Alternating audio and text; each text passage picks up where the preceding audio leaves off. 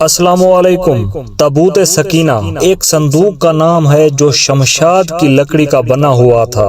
اس صندوق میں حضرت موسیٰ علیہ السلام کا عصا اور ان کی جوتیاں، حضرت ہارون علیہ السلام کا امامہ، حضرت سلیمان علیہ السلام کی انگوٹھی، تورات کی تختیوں کے چند ٹکڑے، کچھ من و سلوا اور انبیاء علیہ السلام کی صورتوں کے حلیے۔ بنی اسرائیل میں یہ صندوق بڑا ہی مقدس اور بابرکت سمجھا جاتا تھا۔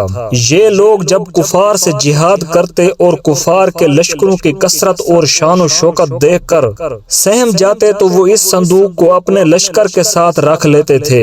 اس صندوق سے رحمتوں اور برکتوں کا ایسا ظہور ہوتا کہ ان کے دلوں میں سکون و اطمینان پیدا ہو جاتا تھا اور ان کے لرزتے ہوئے دل پتھروں کی چٹانوں سے زیادہ مضبوط ہو جاتے۔ آسمان سے فتح و نصرت نازل ہوتی اور یہ جنگ میں فتح یاب ہو جاتے تھے۔ بنی اسرائیل میں جب کوئی اختلاف پیدا ہوتا تو یہ لوگ اسی صندوق سے فیصلہ کراتے تھے۔ صندوق سے فیصلے کی آواز سنی جاتی تھی۔ الغرض یہ صندوق جو تاریخ میں تابوت سکینہ کے نام سے مشہور ہے، بنی اسرائیل میں اللہ کی رحمت و برکت اور فتح کے نزول کا نہایت مقدس اور بہترین ذریعہ سمجھا جاتا تھا۔ مگر جب بنی اسرائیل طرح طرح کے گناہوں میں مبتلا ہو گئے اور ان کی سرکشی اور بدعمالیاں اپنے عروج پر پہنچ گئی تو ان پر اللہ کا غضب نازل ہوا۔ کفار کی قوم عمالقہ نے ایک بہت بڑے لشکر کے ساتھ ان لوگوں پر حملہ کر دیا۔ ان کافروں نے بنی اسرائیل کا قتل عام کر کے ان کی عمارتوں کو توڑ پھوڑ کر سارے شہر کو تہس نہس کر ڈالا اور اس مقدس صندوق کو بھی اٹھا کر لے گئے۔ قوم عمالقہ کے کفار نے اس صندوق کو نجاست کے گندے کوڑے خانہ میں پھینک دیا۔ اس بے ادبی کا عمالقہ کے کفار پر یہ وبال پڑا کہ یہ لوگ طرح طرح کی بلاؤں اور بیماریوں میں مبتلا ہو گئے، جس سے قوم عمالقہ کے شہر بالکل تباہ اور ویران ہو گئے۔ یہاں تک کہ ان کفار کو یقین ہو گیا کہ اس صندوق کی بے ادبی کا عذاب ہم پر نازل ہوا ہے تو ان کافروں کی آنکھیں کھل گئیں۔ انہوں نے اس صندوق کو ایک بیل گاڑی میں رکھ کر ان بیلوں کو بنی اسرائیل کی بستیوں کی طرف ہانک دیا۔ حضرت شمویل علیہ السلام جب نبوت سے سرفراز کیے گئے تو ان کے زمانے میں کوئی بادشاہ نہیں تھا۔ بنی اسرائیل کی قوم نے آپ علیہ السلام سے درخواست کی کہ آپ علیہ السلام کسی کو ہمارا بادشاہ بنا دیجئے۔ آپ علیہ السلام نے حکم خداوندی کے مطابق حضرت طالوت کو بادشاہ بنا دیا، جو بنی اسرائیل میں سب سے زیادہ طاقتور اور سب سے بڑے عالم تھے، لیکن بہت ہی غریب اور مفلس تھے۔ بکریوں کی چراوی کر کے زندگی بسر کرتے تھے۔ اس پر بنی اسرائیل کو اعتراض ہوا کہ طالوت کا تعلق شاہی خاندان سے نہیں ہے، لہٰذا یہ کیسے ہمارا بادشاہ ہو سکتا ہے؟ اس سے زیادہ تو بادشاہت کے حقدار ہم لوگ ہیں، کیونکہ ہم لوگ شاہی خاندان سے تعلق رکھتے ہیں۔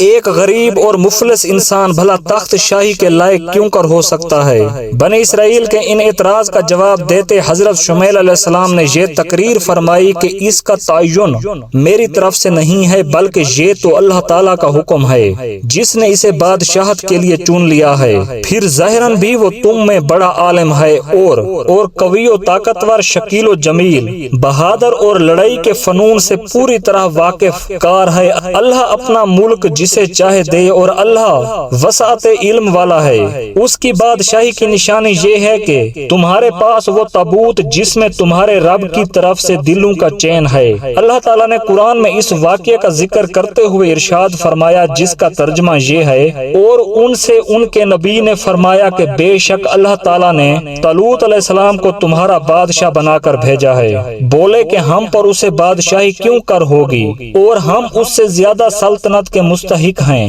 اور اسے مال میں بھی وسعت نہیں دی گئی ہے۔ فرمایا کہ اسے اللہ نے تم پر چن لیا ہے اور اس کو علم اور جسم میں کشادگی زیادہ دی ہے، اور اللہ اپنا ملک جس کو چاہے عطا فرما دے، اور اللہ وسعت والا علم والا ہے۔ اور ان سے ان کے نبی نے فرمایا کہ اس بادشاہی کی نشانی یہ ہے کہ آئیں تمہارے پاس وہ تابوت جس میں تمہارے رب کی طرف سے دلوں کا چین ہے، اور حضرت موسیٰ علیہ السلام اور ہارون علیہ السلام کے ترکہ کی بچی ہوئی چیزیں ہیں جس کو فرشتے اٹھا کر لائیں گے۔ بے شک اس میں تمہاری بہت بڑی نشانی ہے، اگر تم ایمان رکھتے ہو۔ تھوڑی ہی دیر میں فرشتے آسمان اور زمین کے درمیان اس تابوت کو اٹھائے ہوئے سب لوگوں کے سامنے آئے اور حضرت طالوت علیہ السلام کے سامنے لا کر رکھ دیا۔ اس تابوت کو دیکھ کر انہیں طالوت علیہ السلام کی بادشاہت کا یقین ہو گیا، اور تمام بنی اسرائیل نے جب حضرت طالوت علیہ السلام بنی اسرائیل کے بادشاہ بن گئے تو آپ علیہ السلام نے بنی اسرائیل کو جہاد کے لیے تیار کیا،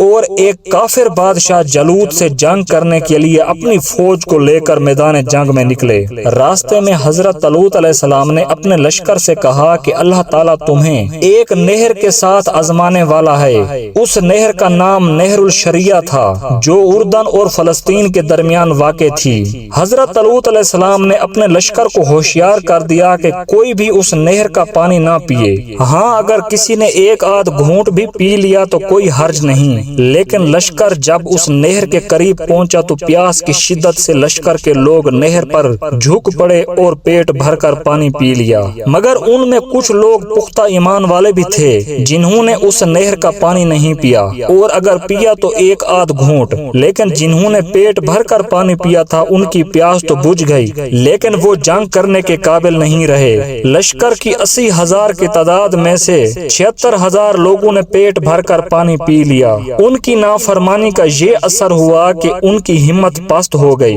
اور انہوں نے نہایت بزدلانہ پن سے جہاد سے انکار کر دیا، اور دشمن کی زیادتی سے انہیں خوف زدہ کر دیا۔ کہنے لگے کہ ہم جالوت اور اس کے لشکر سے لڑنے کی ہمت نہیں رکھتے۔ صرف 4,000 سپاہی حقیقی فرما بردار نکلے۔ انہوں نے اللہ کے حضور گڑ گڑا کر دعائیں کی کہ اے اللہ، لڑائی کے وقت ہمارے قدم جما دے اور بھاگنے سے ہمیں بچا لے، اور ہمیں دشمنوں پر غالب فرما۔ ان کی دعائیں قبول ہوئی اور اللہ نے انہیں فتح سے ہمکنار کیا۔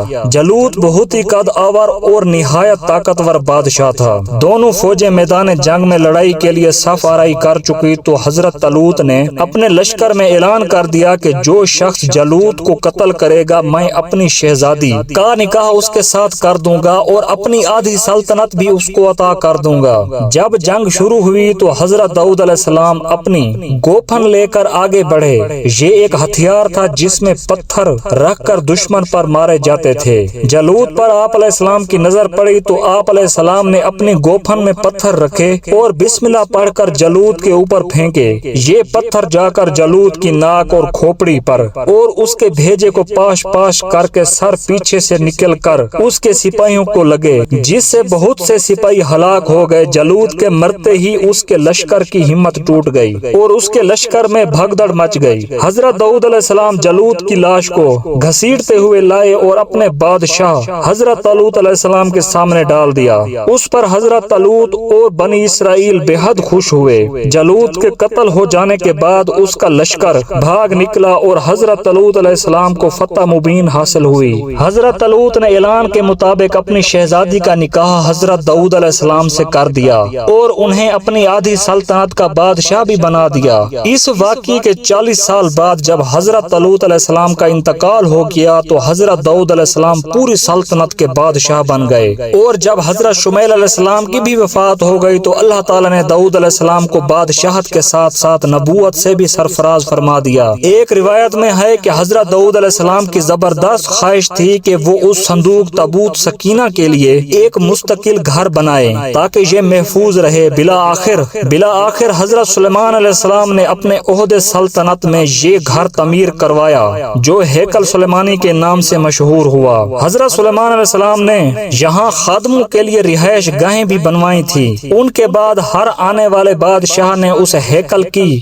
12 دریوں اور برآمدی میں اضافہ کیا، حتیٰ کہ تابوت سکینہ کا کمرہ ان مختلف عمارتوں میں چاروں طرف سے گھر گیا۔ جب ایک سفاک اور ظالم بادشاہ بخت نصر نے بنی اسرائیل پر حملہ کیا تو دوسری عمارتوں کے ساتھ ساتھ ہیکل سلیمانی کو بھی تباہ و برباد کر دیا۔ اس افراتفری میں تابوت سکینہ غائب ہو گیا اور آج تک اس کا کوئی سراغ نہیں ملا۔ دوستو، چینل کو سبسکرائب، ویڈیو کو لائک اور شیئر کرنا۔